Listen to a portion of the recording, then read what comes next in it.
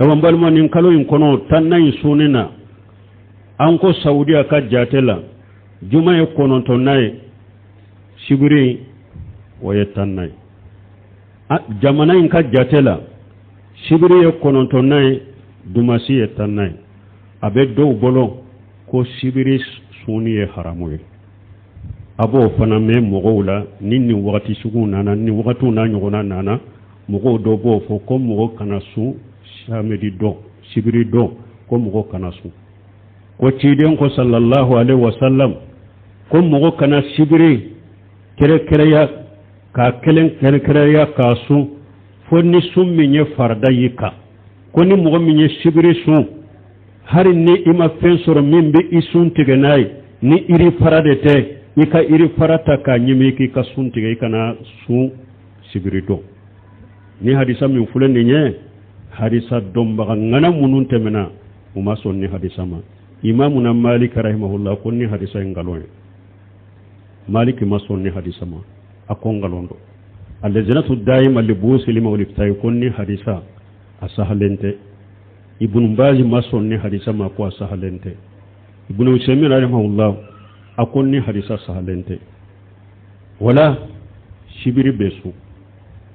uko samedi harin ni hadisa yin sahara kiden kambere ikana samedi shibiri de kere ya ni sunye kabo don tola me ni shibiri ni kas lada sundo de benna ube abenna sunna suni do de iba asu wala foitila parce que ema asu ko shibiri do de e ya su de abenna sunna suni minna ni shibiri benna arafama abesu ema su ko sibiri do e ya su de arafa de do ni sibiri benna jomina tanna mayiba su ema su ko sibiri do e ya su ko jomina tanna de do hari ni hadisa yin sahara janko doni ke baga nyumon fanjama uko hadisa yin sahalente bunu shemi rahimahullah kakka seti dola yettem bihu ko ni yoroka ko pasiga leya me dowla ko tumami ni nanyo gona kera uka jamana kono ni ewa asura kera ewa shibiri ani dumasiye ko dow ye shibiri sun ko doyu nyamariya kuku ka sun tige ko shibiri te su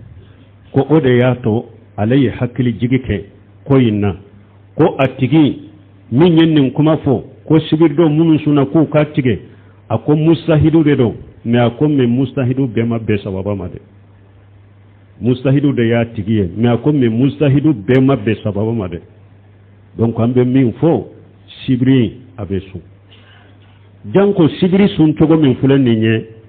ima kelen sun iba ni donde de su tiden karisa sahalen nana dondola anana akam muso doma aye juma su asunde do asunto do juma aye muso yin ka muso yin ko ale sunna juma do e ciden ko kunu e sunna ako ayi ako iba fe kasu sinia ako ayi awa ciden ko atike mo kana juma kere don to la ko iba su wonna ya suru ka sibri su ka fara fenka ka fara don reka ko atebbe a haramu yalendo juma ko fe don juma be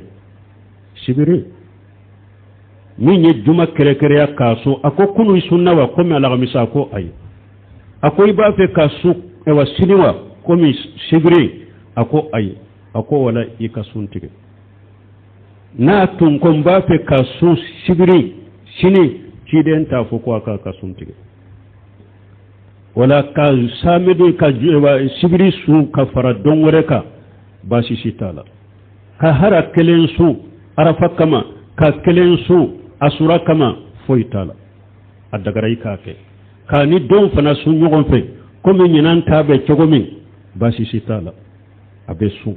hadisa min nana ko a kana sun hadisa dɔnbaga ŋana wɛrɛ ko hadisa in ma saha ko iditirabu bɛ hadisa in na a ma saha donc hari n'a sahara n y'a fɔ cogo min ka sibiri kɛrɛkɛrɛya dama ka su ko sibiri de don i balila o de la mais ni ani laada sun dɔ de bɛnna ou bien ani sunna sun dɔ de bɛnna ube iyasu ka fara dondo yeka balilitika ambe min fo o yen ninde kuma sahalenye doni ke bawu bolon donc ambe ala deli bato ani sun ala k'u nɔgɔya n ye